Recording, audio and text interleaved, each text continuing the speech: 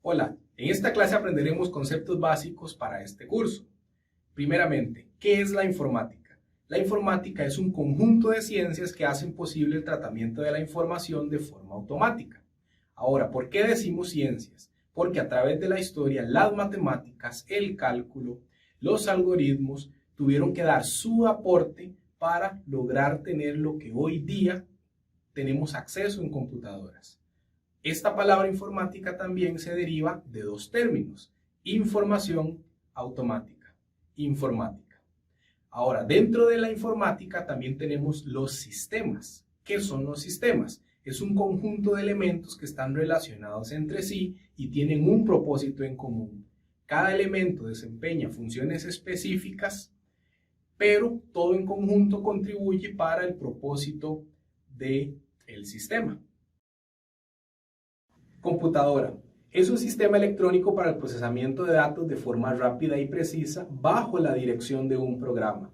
Acepta datos de entrada, los procesa en base a las instrucciones de un programa y produce resultados de salida.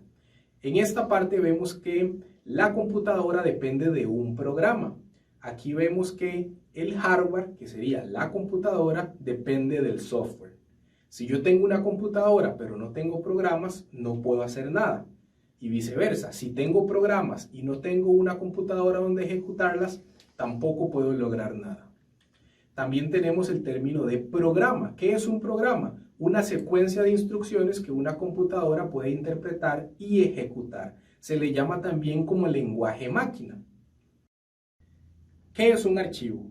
Es un conjunto de bytes almacenados como una entidad individual. En esta etapa vamos a conocer la tabla de equivalencias de las unidades de peso en la informática. Esto para las computadoras que nosotros utilizamos en un uso normal. Primeramente tenemos el bit. El bit se deriva de dos términos: binary digit, que quiere decir código binario o dígito binario. Esa es la unidad más pequeña. Luego tenemos el byte. Un byte equivale a 8 bits. Luego tenemos el kilobyte. Un kilobyte equivale a 1024 bytes.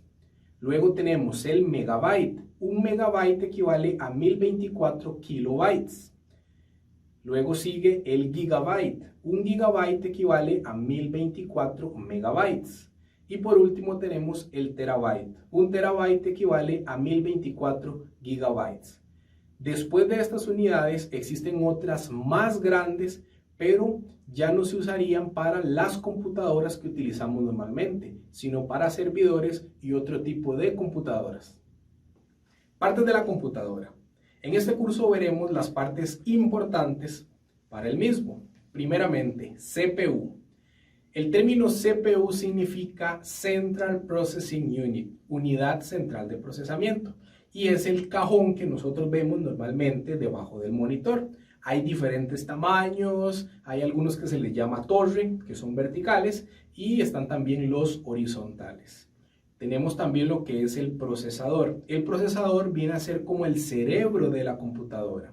Normalmente los procesadores cuentan con un núcleo. Sin embargo, ahora los encontramos de dos núcleos hacia arriba. ¿Qué quiere decir dos núcleos? Hay un dicho que dice: dos cabezas piensan mejor que una. Esto aplica para el procesador. Si el procesador cuenta con dos núcleos, quiere decir que va a tener la capacidad doble para procesar la información. También tenemos el disco duro. En el disco duro se va a almacenar la información de nuestra computadora. Unidad de CD o DVD. Las computadoras aún cuentan con los lectores de CD o DVD. También estos lectores muchas veces sirven para quemar información o para guardar información en un CD o en un DVD. Tarjeta madre. La tarjeta madre es donde se conectan todos los componentes de la computadora. Nosotros vemos el CPU, que es un cajón. Sin embargo, la computadora se conecta en la tarjeta madre, que es una placa más pequeña. Memoria ROM y memoria RAM.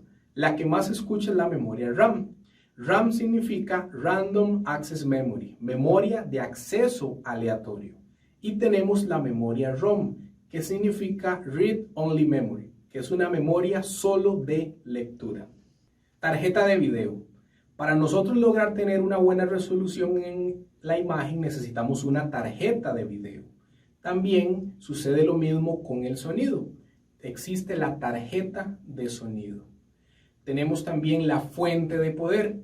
Ahí es donde se conecta la corriente hacia la computadora y por medio de esta le brinda energía a la tarjeta madre y a cada una de las partes de la computadora. Y por último tenemos la pantalla. Necesitamos del monitor para ver la imagen. Muy importante, ¿cuáles son las características que debemos considerar para comprar una computadora? Son 3: disco duro, procesador y memoria RAM. Recordemos que el disco duro es donde se almacena la información, entonces debo buscar un disco duro que me permita almacenar bastante información. Claro, esto depende de para qué quiero yo utilizar la computadora. Memoria RAM. La memoria RAM me permite trabajar con varias aplicaciones al mismo tiempo sin que se queden pegadas. Y procesador. Ya vimos que los procesadores ahora vienen con 2 núcleos o más. Entonces debemos buscar esa característica. Esto nos va a permitir trabajar sin ningún problema. Recuerda la película de Frankenstein. En una de las escenas el doctor baja un switch y en ese momento la intensidad de las luces disminuyó. ¿Sabían ustedes que una de las primeras computadoras, cuando procesaba información, las luces de la ciudad donde se encontraba disminuía? Esto por la cantidad de energía que ella necesitaba utilizar. Si quieren conocer más sobre las primeras computadoras, acompáñenme en la siguiente clase.